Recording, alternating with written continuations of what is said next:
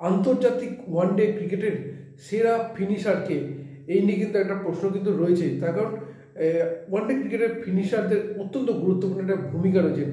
ওপেনাররা হয়তো খুব ভালো শুরুটা করে দেন এবং তারপরেই যেটা মিডল অর্ডার কিছুটা টানলেও শেষ দিকে খেলাটাকে জয় পর্যন্ত নিয়ে যাওয়ার ক্ষেত্রে কিন্তু ফিনিশার একটা কিন্তু গুরুত্বপূর্ণ ভূমিকা থাকে।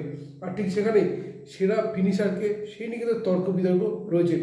আধুনিক বর্তমান সময়ে যারা দেখেন, অনেকে হয়তো বলবেন বিরাট কোহলি, কেউ বলবেন মহেন্দ্র সিং ধোনির কথা বা নানাবিধ প্লেয়ারের কথা, কিন্তু আমাদের বিচারে সেরা ফিনিশার আমাদের যেটা মনে হয় তা হচ্ছে মাইকেল বেভান।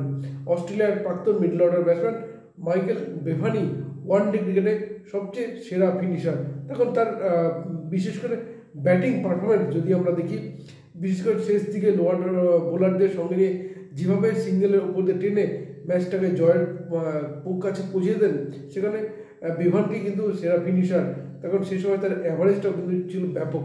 এই মাইকেল বেভানের যদি আমরা কেরিয়ার দেখি, মাইকেল বেভান তার আন্তর্জাতিক কেরিয়ারে 18টি টেস্ট খেলেন এবং 18টা টেস্ট খেলে মাইকেল বেভান 785 রান করেন এবং অ্যাভারেজ 29.1 অ্যাভারেজে এই রান করেন।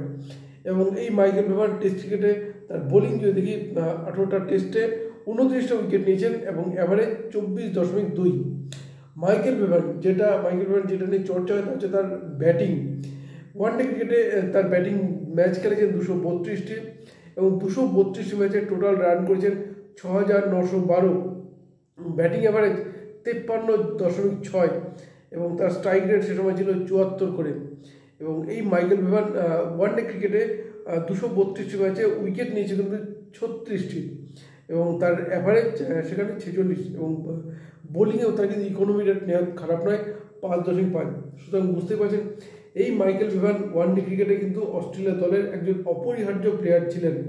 তখন যে সময় মার্কোয়াস টিবোয়াদের মতো প্লেয়ার ছিল, সে সময় মিডল অর্ডারে কিন্তু একদম শেষ দিকে খেলার জয় পর্যন্ত পৌঁছে দেওয়া কিন্তু এই মাইকেল বেভান অত্যন্ত গুরুত্বপূর্ণ ভূমিকা নিয়েছে।